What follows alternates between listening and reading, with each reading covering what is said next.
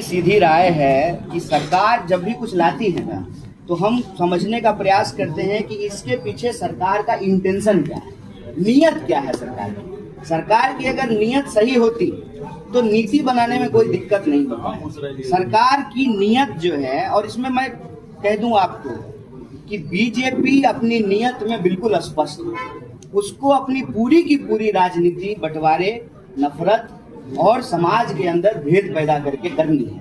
इसीलिए वो अपने राजनीति में बिल्कुल स्पष्ट है। कुछ भी करने के लिए जाएगी, उसका मोटिव ये होगा कि समाज को संप्रदाय के आधार पर कैसे जो है आपस में विभाजित कर दिया जाए, लड़ा दिया जाए। प्रश्न बिल्कुल सीधा सा है कि सरकार कह रही है कि हम मुसलमान का जमीन ले करके मुसलमानों को अमीर बनाना चाहते हैं। एक सीधा सवाल है। अभी उत्तर प्रदेश में कहा कि अपने छत पे आप नमाज नहीं पढ़ सकते। अपने छत पर जो नमाज नहीं पढ़ने दे रही है सरकार, वो सरकार उनका जमीन लेकर के उनकी जो है ना गरीबी दूर करना चाहती है। ये नियत समझ लीजिए।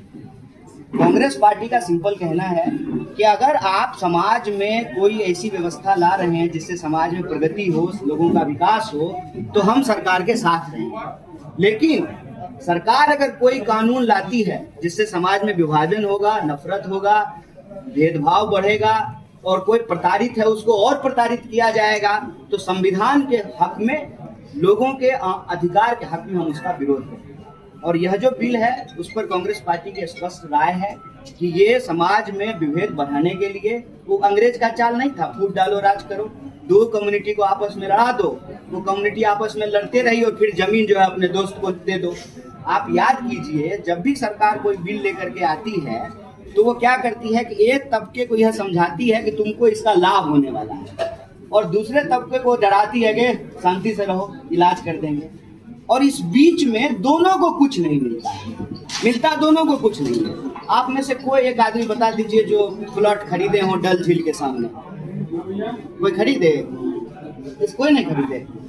याद कीजिए उस वक्त क्या कहा गया कि अब हम लोग कश्मीर में जमीन खरीद सकते हैं। अरे हमारी अपनी जमीन नहीं बच रही है।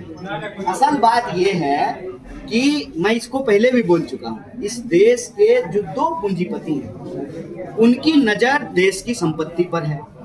संपत्ति देश की आप देखेंगे तो रेलवे की जमीन, डाकघर की जमीन और बीएसएनएल की जमीन तो दे ही रहे हैं, एयरपोर्ट और पोर्ट की जमीन औने पौने दाम में। एक्चुअली वक्फ बोर्ड बिल ला करके वक्फ की जमीन जो है वो अपने दोस्त को देना चाहते हैं। लेकिन समाज को ये कहेंगे कि अपने दोस्त को हम जमीन दे रहे हैं, तो समाज उनका साथ देगा?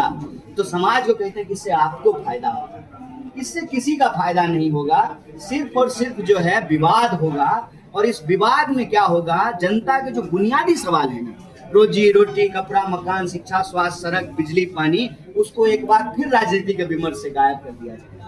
इस सरकार की हर बात हम मानने को तैयार हो जाएं जिस दिन यह सरकार हर साल 2 करोड़ नौकरी दे दे, 15 लाख रुपया जो है ना खाते में पहुंचा दे, किसानों को उनके फसल का दाम दुगना कर दे।